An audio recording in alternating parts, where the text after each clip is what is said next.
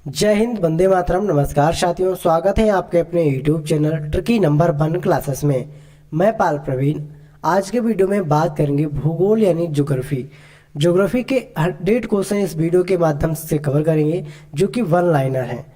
आपके एग्जाम के लिए मित्रों बहुत ही इंपॉर्टेंट 100 क्वेश्चन इस वीडियो में हम कवर करेंगे। तो आप सभी लोग वीडियो को पूरा देखिएगा और वीडियो को मित्रों में शेयर जरूर करें। तो आइए मित्रों, शुरुआत करते हैं आज की शानदार क्लास के साथ। आज का पहला प्रश्न है, भू आकृति विज्ञान का जन्मदाता किसे माना जाता है? तो भू आकृति को जो विज्ञान के जन्मदाता है मित्रों, वे पेसले है। आपने याद रखना है, पेसले भू आकृति विज्ञान के जन्मदाता हैं। अगला प्रश्न है, प्रसिद्ध भौगोलिक ग्रंथ किताबुल हिंद के लेखक कौन है? प्रसिद्ध भौगोलिक ग्रंथ का है मित्रों, भौगोलिक ग्रंथ है किताबुल उल हिंद के लेखक कौन है? किताब उल हिंद के लेखक, तो सही आंसर है अल-बरूनी। अल-बरूनी के द्वारा किताब उल हिंद लिखी गई, आपने याद रखना है। अगला प्रश्न है, वायु में आपेक्षित आर्द्रता मापने हेतु कौन सा उपकरण है? तो वायु में जो आपेक्षित आर्द्रता मापा जाता है, जिस उपकरण का नाम है हाइग्रोग्राफ। हाइग्रोग्राफ के द्वारा मित्रों आर्द्रता को मापा जाता है। अगला प्रश्न है, रिएक्टर स्केल का प्रयोग किसके मापन में किया जाता है? सही आंसर है भूकंप के झटके। जो रिएक्टर स्केल होता है मित्रों, इसका प्रयोग भूकंप का पता लगाया जाने के लिए करता है, यानी भूकंप के जो झटके आते हैं उनका पता लगाने के लिए करते हैं।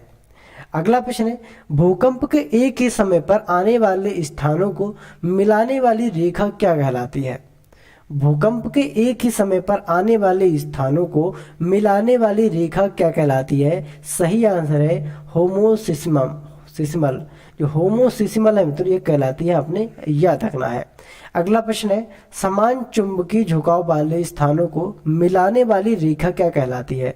समान चुंबकीय झुकाव वाले स्थानों को मिलाने वाली रेखा क्या कहलाती है? आइसोगोनल। जो आइसोगोनल कहलाती है, आपने याद रखना है। बहुत ही इंपॉर्टेंट प्रश्न है और सभी लोग वीडियो को मित्रों में शेयर जरूर करें। और जो लोग हमारे यूट्यूब चैनल पर पहली बार जुड़े हैं, वह चैनल को सब्सक्राइब जरूर करें। अगला प्रश्न है, सूर्य और पृथ्वी के मध्य न्यूनतम दूरी कब होती है? सूर्य और पृथ्वी की जो मध्य न्यूनतम दूरी होती है मित्रों, वह 3 जनवरी को होती है। सूर्य और पृथ्वी के मध्य न्यूनतम दूरी 3 जनवरी को होती है। अगला प्रश्न है, सौर मंडल का दूसरा सबसे बड़ा ग्रह कौन सा है? तो दूसरा सबसे बड़ा जो ग्रह मित्रों, वह शनि है, आपने याद रखना है। आगे बात करेंगे, सूर्य के सबसे दूर कौन सा ग्रह है? सूर्य के जो सबसे दूर ग्रह वह है आपका वरुण मित्रों, आपने याद रखना है। वरुण ग्रह सूर्य के सबसे अधिक दूर है। और सबसे पास की बात करते हैं तो पास कौन सा है मित्रों? पास है बुध। सूर्य के सबसे निकट बुध ग्रह है। तीसरे नंबर पर आपकी पृथ्वी आती है। तीसरे नंबर पर पृथ्वी आती है, ठीक है, आपने याद रखना है। अगला प्रश्न है, सौर मंडल का जन्मदाता किसे कहा जाता है? इंपॉर्टेंट प्रश्न है, सौर मंडल का जन्मदाता किसे? सूर्य को कहा जाता है सौर मंडल का जन्मदाता।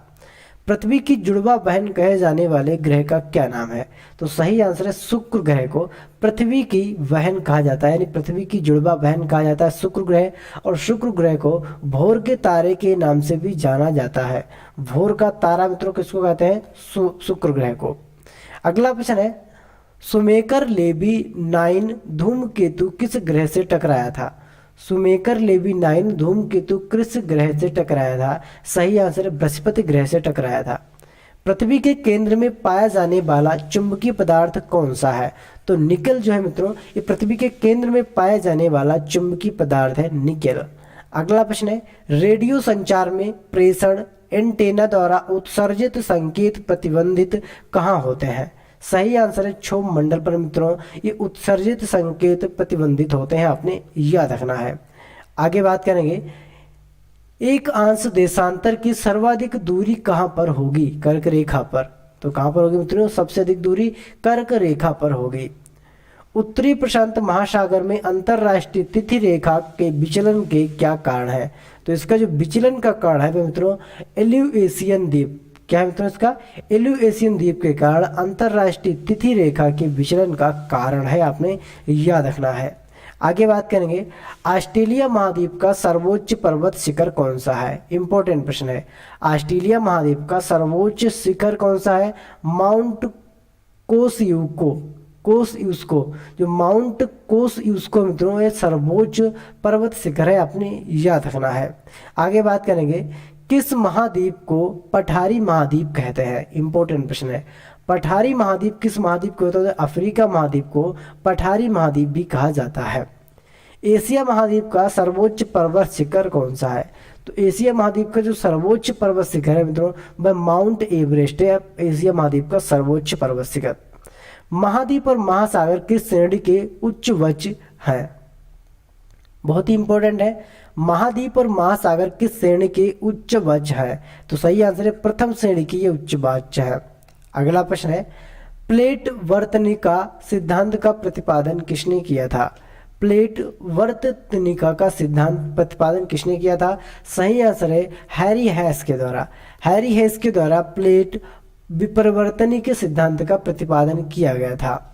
आगे बात करेंगे, संपूर्ण महासागरीय क्षेत्र के कितने प्रतिशत भाग पर महाद्वीपीय मगन तट का विस्तार है? तो महाद्वीपीय मगन तट का जो विस्तार है मित्रों वह 7.5% पर है। पृथ्वी के 7.5% पर महाद्वीपीय मगन तट का विस्तार है। अगला प्रश्न है, विश्व के सबसे लंबे जलमग्न कैनियन कहाँ पाए जाते हैं? इंपॉर्टेंट प्रश्न है, विश्व के सबसे लंबे जलमग्न कैनियन कहाँ पाए जाते हैं? तो बेरिंग सागर में विश्व के सबसे जलमग्न कैनियन पाए जाते हैं। बोसाल्ट के रूपांतरण के फलस्वरूप किस चट्टान का निर्माण होता है? बोसाल्ट के रूपांतरण के बाद एम्फीबोलाइट का निर्माण होता है, आपने याद रखना है। अगला प्रश्न है, किस देश में भूकंप से उत्पन्न विनाशकारी समुद्री तरंगों को सुनामी कहते हैं? किस देश में भूकंप से उत्पन्न विनाशकारी समुद्री तरंगों को सुनामी कहते हैं? सही आंसर है मित्रों जापान को। राइट आंसर है जापान। अगला प्रश्न है, भूकंप की उत्पत्ति से संबंधित प्रत्यक्ष पुनर्स्खलन सिद्धांत का प्रतिपादन किसने किया? सही आंसर है रीड के द्वारा। जो रीड थे मित्रों इनके द्वारा संबंधित प्रत्यक्ष पुनर्स्खलन सिद्धांत का प्रतिपादन किया गया। अगला प्रश्न है, एयरबस ज्वालामुखी कहाँ स्थित है? तो एयरबस ज्वालामुखी मित्रों आपका अंटार्कटिक महाद्वीप में स्थित है। कहाँ पर स्थित है? अंटार्कटिक महाद्वीप में ठीक है, एयरबस ज्वालामुखी स्थित है। अगला प्रश्न है, पृथ्वी की सतह के नीचे द्रवभूत शैल क्या कहलाते हैं? इंपॉर्टेंट प्रश्न है, पृथ्वी की सतह के नीचे द्रवीभूत शैल क्या कहलाते हैं? सही आंसर है वह मेग्मा कहलाते हैं। क्या मित्रों? मेग्मा। दक्षिणी आल्प्स पर्वत श्रेणी कहाँ स्थित है? तो दक्षिणी आल्प्स जो पर्वत श्रेणी है मित्रों वह न्यूजीलैंड में स्थित है, आपने याद रखना है। अगला प्रश्न है, तालका माकन मरुभूमि किस देश में स्थित है? तालका माकन मरुभूमि आपकी चीन देश में स्थित है, आपने याद रखना है। अगला प्रश्न है, यू आकार की घाटी कहाँ पाई जाती है? इंपॉर्टेंट प्रश्न है, सभी लोग इस क्वेश्चन को नोट करेंगे। यू आकार की जो घाटी है मित्रों वह हिमानी क्षेत्रों में पाई जाती है। कहाँ पर? हिमानी क्षेत्रों में। क्वेश्चन नंबर 32 है, सीप का निर्माण किससे होता है? सीप यानी मोती, इसका निर्माण किससे होता है? तो सही आंसर है पवन से इसका निर्माण होता है। पृथ्वी के वायुमंडल का कितना प्रतिशत भाग 29 किलोमीटर की ऊंचाई तक पाया जाता है? तो सही आंसर है 97% भाग जो है मित्रों ये पृथ्वी की ऊंचाई से 29 किलोमीटर अधिक पाया जाता है। पृथ्वी का 97% भाग। क्वेश्चन नंबर 34 है, वायु दाब कब सर्वाधिक होता है? जब वायु होती है। सही आंसर इसका ठंडी तथा शुष्क। जब वायु ठंडी तथा शुष्क होती है तब वायु का दाब सबसे अधिक पाया जाता है। अगला प्रश्न है, प्रतिचक्रवात में वायु दाब कहाँ अधिक होते हैं? तो प्रतिचक्रवात की बात करते हैं तो यहाँ पर मित्रों केंद्र में क्या होता है? वायु दाब सबसे अधिक होता है प्रतिचक्रवात में। अगला प्रश्न है, किस प्रकार की वर्षा पृथ्वी की चमक एवं बादलों की गरज के साथ होती है? इंपॉर्टेंट प्रश्न है, किस प्रकार की वर्षा बिजली की चमक एवं बादलों की गरज के साथ होती है? तो सही आंसर है समवहनीय वर्षा। जो समवहनीय वर्षा है मित्रों वह बादलों की गरज और बिजली की चमक के साथ होती है। विक्टोरिया झील कहाँ अवस्थित है? तो विक्टोरिया झील की बात करते हैं वह पूर्वी अफ्रीका में स्थित है, आपने याद रखना है। आगे बात करेंगे, पृथ्वी पर समुद्र तल से सबसे अधिक नीची झील कौन सी है? तो पृथ्वी तल पर बात करते हैं, पृथ्वी तल पर समुद्र तल से सबसे अधिक नीची झील कौन सी है? सही आंसर इसका मृत सागर। जो मृत सागर झील है मित्रों, ये पृथ्वी तल से सर्वाधिक नीचे है। आगे बात करेंगे, एंजिल जलप्रपात किस नदी पर स्थित है? इंपॉर्टेंट प्रश्न है, एंजिल जलप्रपात किस नदी पर स्थित है? सही आंसर है ओरिनोको। जो ओरिनोको नदी है मित्रों, यहाँ पर एंजिल जलप्रपात स्थित है। आगे बात करेंगे, विश्व की सबसे बड़ी जहाज रानी नहर कौन सी है? तो विश्व की सबसे बड़ी जहाज रानी नहर की बात करते हैं तो वह आपकी स्वेज नहर हो जाती है, विश्व की सबसे बड़ी जहाज रानी नहर। अगला प्रश्न है, वर्ष 2005 में अवधि वन क्षेत्रों का सर्वाधिक ह्रास कहाँ देखा गया? वर्ष 2000 और 2005 की अवधि में वन क्षेत्र का सर्वाधिक ह्रास जहां देखा गया वह कौन सा देश है? सही आंसर इसका इंडोनेशिया में सबसे अधिक वन 2000 और 2005 में देखे गए हैं। आगे बात करेंगे, दक्षिण अमेरिका में शीतोष्ण घास स्थलों को क्या कहते हैं? इंपॉर्टेंट प्रश्न है, दक्षिणी अमेरिका में शीतोष्ण घास स्थलों को पोपा कहा जाता है। क्या मित्रों? पोपा। आगे बात करेंगे, जॉर्डन और इजराइल के मध्य कौन सा सागर है? तो जॉर्डन और इजराइल के मध्य आपका मृत सागर है। कौन सा? मृत सागर। अगला प्रश्न है, सारगासो समुद्र किस महासागर में स्थित है? सारगासो समुद्र किस महासागर में स्थित है? सही आंसर है अटलांटिक महासागर में सारगासो समुद्र स्थित है, आपने याद रखना है। आगे बात करेंगे, रेनेल जलधारा किस महासागर की जलधारा है? इंपॉर्टेंट प्रश्न है, रेनेल जलधारा किस महासागर की जलधारा है? सही आंसर है अटलांटिक महासागर की जलधारा है रेनेल जलधारा, आपने याद रखना है। आगे बात करेंगे, गल्फ स्ट्रीम धारा की उत्पत्ति कहाँ से होती है? क्वेश्चन नंबर 46 है, गल्फ स्ट्रीम धारा की उत्पत्ति कहाँ से होती है? सही आंसर इसका मैक्सिको की खाड़ी। मैक्सिको की खाड़ी से गल्फ स्ट्रीम धारा की उत्पत्ति होती है। अगला प्रश्न है, दैनिक ज्वार भाटा के मध्य समय अंतर क्या होता है? तो दैनिक ज्वार भाटा के मध्य समय अंतर की बात करते हैं तो वह आपका 24 घंटे 52 मिनट होता है। 24 घंटे 52 मिनट के अंतराल पर ज्वार भाटा उठते हैं। अगला प्रश्न है, गंगा नदी का डेल आग किस प्रकार का है? बहुत ही इंपॉर्टेंट प्रश्न है, गंगा नदी का डेल आग किस प्रकार का है? तो सही आएगा चापाकार। चापाकार के आकार का डेलुआ है, आपने याद रखना है गंगा नदी का। आगे बात करेंगे, हांगू नदी किस में गिरती है? बहुत ही इंपॉर्टेंट है, हांगू नदी किस में गिरती है? तो सही आंसर है पीले सागर में। जो पीला सागर है मित्रों, इसमें आपकी हांगू नदी गिरती है। चीन का शोक किस नदी के लिए प्रयोग किया जाता है? इंपॉर्टेंट प्रश्न है, चीन का शोक किस नदी के लिए प्रयोग किया जाता है? सही आंसर है हांगू नदी के लिए चीन का शोक प्रयोग किया जाता है। विश्व की सबसे व्यस्त व्यापारिक नदी कौन सी है? तो विश्व की सबसे व्यस्त और व्यापारिक नदी और वह राइन नदी है मित्रों। विश्व की सबसे व्यस्त और व्यापारिक नदी। विश्व में सबसे ऊंचा बांध कौन सा है? तो विश्व के सबसे ऊंचे बांध की करते हैं वह रवेनेस्की बांध, जो कि तजाकिस्तान में पड़ता है। रवेनेस्की बांध तजाकिस्तान में। आगे बात करेंगे, पेरिस शहर किस नदी के तट पर स्थित है? इंपॉर्टेंट प्रश्न है, पेरिस शहर किस नदी के तट पर स्थित है? तो वह आपका सीन नदी पर स्थित है। कौन सी नदी? सीन नदी, आपने याद रखना है। आगे बात करेंगे, फ्रांस की वोर्डा बंदरगाह किस नदी के तट पर स्थित है? तो फ्रांस की जो वोर्डा बंदरगाह है वह किस नदी के तट पर स्थित है? सही आंसर इसका गेरून नदी पर। किस पर मित्रों? गेरून नदी पर फ्रांस का वोर्डा बंदरगाह स्थित है। आगे बात करेंगे, जमशेदपुर शहर किन नदियों के संगम पर बसा है? इंपॉर्टेंट प्रश्न है, जो जमशेदपुर शहर है मित्रों किन नदियों के समूह पर बसा है? सही आंसर है स्वर्ण रेखा एवं खरकई।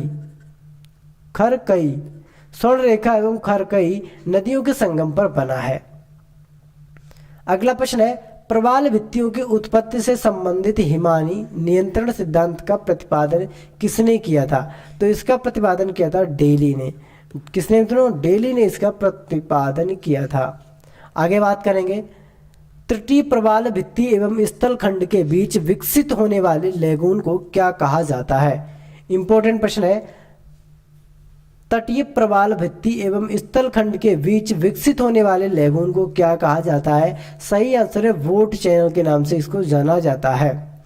विश्व में सर्वाधिक लवणता किस झील में पाई जाती है? तो विश्व में सर्वाधिक लवणता की बात करते हैं तो वह आपकी वान झील में पाई जाती है सबसे अधिक लवणता।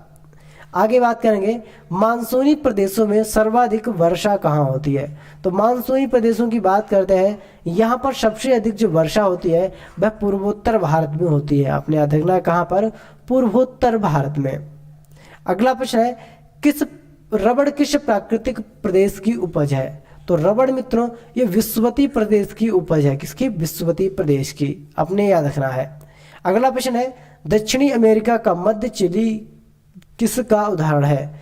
दक्षिणी अमेरिका का मध्य चिली किसका उदाहरण है? सही आंसर है भूमध्य सागरीय प्रदेश का चिली उदाहरण है, आपने याद रखना है।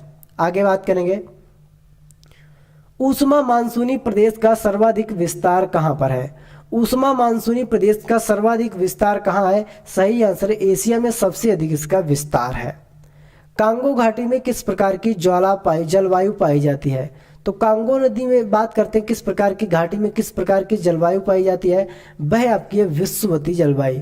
कांगो घाटी में विषुवतीय प्रकार की जलवायु पाई जाती है।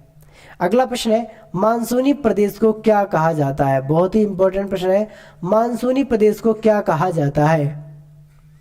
सही आंसर है वृद्धिशील प्रदेश। मानसूनी प्रदेश को वृद्धिशील प्रदेश कहा जाता है, आपने याद रखना है। आगे बात करेंगे विश्व में तंबाकू का सबसे बड़ा उत्पादक देश कौन सा है? इंपॉर्टेंट प्रश्न है। विश्व में तंबाकू का सबसे बड़ा उत्पादक देश मित्रों कौन सा है? वह आपका चीन है, तंबाकू का सबसे बड़ा उत्पादक देश। दक्षिणी पूर्वी एशिया में रबड़ किस स्थान से लाया गया है? तो यहाँ पर अमेजन बेसिन से रबड़ लाया गया है दक्षिण पूर्वी एशिया में। अगला प्रश्न है विश्व का सबसे बड़ा मूंगफली उत्पादन देश कौन सा है? तो चीन मित्रों सबसे बड़ा मूंगफली उत्पादन देश है। और यहाँ पर चावल की बात करते हैं, चावल में भी मित्रों चीन है, गेहूं में भी चीन है, तो चीन मित्रों कई फसलों में भी आगे है। आगे बात करेंगे क्वेश्चन नंबर 68 है इजमिर की घाटी जो अफ्रीका अफीम की कृषि के लिए प्रसिद्ध है। इजमिर की घाटी जो अफीम की कृषि के लिए प्रसिद्ध है किस देश में स्थित है? इंपॉर्टेंट प्रश्न है। इजमिर की जो घाटी है मित्रों में अफीम की कृषि के लिए संबंधित है, प्रसिद्ध है, तो वह टर्की देश में स्थित है। कहाँ पर? टर्की। अगला प्रश्न है विश्व में कपास की कृषि के अंतर्गत सर्वाधिक क्षेत्रफल किस देश में पाया जाता है? इंपॉर्टेंट प्रश्न है। कपास की कृषि के अंतर्गत सर्वाधिक क्षेत्रफल किस देश में पाया जाता है? सही आंसर है भारत में। कहाँ पर? इंडिया में। आगे बात करेंगे चाय के निर्यात में भारत को किस देश की कड़ी प्रतिस्पर्धा का सामना करना पड़ रहा है? तो चाय के निर्यात में भारत को कड़ी प्रतिस्पर्धा का सामना करना पड़ रहा है, वह आपका श्रीलंका है मित्रों। कौन सा देश है? श्रीलंका। आगे बात करेंगे ट्रक फार्मिंग का अभिप्राय क्या है? ट्रक फार्मिंग का अभिप्राय क्या है? सही आंसर है बागवानी कृषि से। जो बागवानी कृषि मित्रों इससे ट्रक फार्मिंग का अभिप्राय है, आपने याद रखना है। आगे बात करेंगे सघन खेती के लिए खेतिहर क्षेत्र किस तरह का होना चाहिए? तो सघन खेती के लिए खेतिहर क्षेत्र जो है मित्रों वह सिंचित होना चाहिए। वैसा सिंचित। संसार में तांबे का अग्रणी उत्पादक कौन सा है? तो संसार में तांबे का जो अग्रणी उत्पादन का देश है मित्रों वह आपका अमेरिका है। अमेरिका में सबसे अधिक तांबे का उत्पादन किया जाता है। क्वेश्चन नंबर 74 है हीरा व्यापार का सबसे बड़ा केंद्र कौन सा है? तो हीरा व्यापार के सबसे बड़े केंद्र की बात करते हैं एंटवर्प। जो एंटवर्प है मित्रों ये हीरा व्यापार का सबसे बड़ा केंद्र है। विश्व का सबसे बृहत्तम मत्स्य आहरण क्षेत्र कौन सा है? विश्व का सबसे बृहत्तम मत्स्य आहरण क्षेत्र कौन सा है? सही आंसर है ग्रैंड बैंक। कौन सा है? Grand bank. अगला प्रश्न है किस प्रदेश की कुल जनसंख्या तथा कुल कृषि का क्षेत्रफल क्या कहलाता है? इंपॉर्टेंट प्रश्न है किसी प्रदेश की कुल जनसंख्या तथा कुल कृषि क्षेत्र का अनुपात क्या कहलाता है? तो यह कहलाता है कार्यक घनत्व। कार्यक घनत्व कहलाता है। अगला प्रश्न है पश्चिमी गोलार्ध में स्थित जनसंख्या की दृष्टि से सबसे बड़ा देश कौन सा है? पश्चिमी गोलार्ध में जनसंख्या की दृष्टि से सबसे बड़ा देश कौन सा है? सही आंसर है संयुक्त राज्य अमेरिका। संयुक्त राज्य अमेरिका सबसे बड़ा देश है। आगे बात करेंगे, अफ्रीका महाद्वीप में सर्वाधिक जनसंख्या वाला देश कौन सा है? तो अफ्रीका महाद्वीप में बात करते हैं सबसे अधिक जनसंख्या वाला नाइजीरिया देश है। और एशिया महाद्वीप में बात करते हैं तो यहाँ पर चीन सबसे नंबर 1 पर है और दूसरे नंबर पर आपका इंडिया आता है। ठीक है, जनसंख्या वृद्धि का सर्वाधिक प्रतिशत जिस महाद्वीप के देशों में देखा गया है वह कौन सा है? तो सही आंसर है एशिया महाद्वीप में। अगला प्रश्न है, भारत एवं चीन वर्तमान में जननांगीय संक्रमण की किस अवस्था से गुजर रहे हैं? इंपॉर्टेंट प्रश्न है, वर्तमान में जननांगीय संक्रमण की किस अवस्था से गुजर रहे हैं? तो वह तृतीय अवस्था है, अपने याद रखना है। अगला प्रश्न है, सार्क देशों में सबसे घना आबादी वाला देश कौन सा है? सार्क देशों में सबसे घना आबादी वाला देश कौन सा है? सही आंसर इसको बांग्लादेश। सार्क देशों की बात करते हैं, सार्क देशों में बांग्लादेश सबसे अधिक घनी आबादी वाला देश है। दक्षिण एशिया का सबसे घना बसा देश कौन सा है? तो दक्षिण एशिया का सबसे घना बसा जो देश है मित्रों वह बांग्लादेश है। खिरजीक कहाँ की घुमक्कड़ी जनजाति है? तो खिरजीक जो जनजाति है वह घुमक्कड़ी जनजाति है और कहाँ की है? मध्य एशिया की। मध्य एशिया की खिरकीज जो जनजाति है वह घुमक्कड़ी जनजाति है। घुमक्कड़ी मतलब एक स्थान से दूसरे स्थान पर प्रॉपर चलते रहना। अगला प्रश्न है, विश्व के किस मरुस्थल में बुशमैन नामक जलवासी जनजाति के लिए रोग रहते हैं? विश्व के किस मरुस्थल में बुशमैन नामक जलवासी जनजाति के लोग रहते हैं? वे कालाहारी मित्रों। कौन सी है? कालाहारी। आगे बात करेंगे, शिकार के लिए हार्पून का प्रयोग कौन सी जनजाति करती है? शिकार के लिए हार्पून का प्रयोग एस्किमो जनजाति है मित्रों वह करती है। एस्किमो जनजाति शिकार के लिए हार्पून का प्रयोग करती है। नॉर्वे की राजधानी ओस्लो का प्राचीन नाम क्या है? तो नॉर्वे की जो राजधानी है ओस्लो, इसका प्राचीन नाम है क्रिस्टीना। क्या नाम है मित्रों? क्रिस्टीना। जायरे का आधुनिक नाम क्या है? तो जायरे के आधुनिक नाम की बात करते हैं वह कांगो, आपने याद रखना है, कांगो गणराज्य। बोत्सवान का प्राचीन नाम क्या है? इंपॉर्टेंट प्रश्न है, बोत्सवान का प्राचीन नाम क्या है मित्रों? वेचुआलैंड। इसका प्राचीन नाम है वेचुआलैंड। किस देश का प्राचीन नाम रामोस था? इंपॉर्टेंट प्रश्न है, किस देश का प्राचीन नाम रामोस था? सही आंसर इसका ताइवान देश का जो नाम था मित्रों वह क्या था? रामोस। एशिया का प्रवेश द्वार कौन सा देश कहलाता है? एशिया का जो प्रवेश द्वार है वह आपका तुर्की देश कहलाता है, अपने याद रखना है। हार्न ऑफ अफ्रीका में शामिल किए जाने वाला कौन सा देश है? हार्न ऑफ अफ्रीका में शामिल किए जाने वाला कौन सा देश है? सभी लोग आंसर कमेंट करेंगे। सही आंसर है इसका इथोपिया, सोमालिया, जिबूती। ये 3 देश हैं मित्रों हार्न अफ्रीका में शामिल किए जाने वाले, इथोपिया, सोमालिया और जिबूती। कौन सा देश प्यासी भूमि का देश कहलाता है? इंपॉर्टेंट प्रश्न है, कौन सा देश प्यासी भूमि का देश कहलाता है? वह आपका ऑस्ट्रेलिया। ऑस्ट्रेलिया देश प्यासी भूमि का देश कहलाता है। क्वेश्चन नंबर 93 है, यूरोप के किस देश को लघु यूरोप कहा जाता है? इंपॉर्टेंट प्रश्न है, यूरोप के किस देश को लघु यूरोप कहा जाता है? सही आंसर है मित्रों इसका फ्रांस को। फ्रांस देश को यूरोप का लघु यूरोप कहा जाता है। अगला प्रश्न है, स्वापिनल मीनारों वाला शहर के उपनाम से कौन सा शहर जाना जाता है? स्वापिनल मीनारों वाले शहर के उपनाम से कौन सा नगर जाना जाता है? सही आंसर इसका ऑक्सफोर्ड।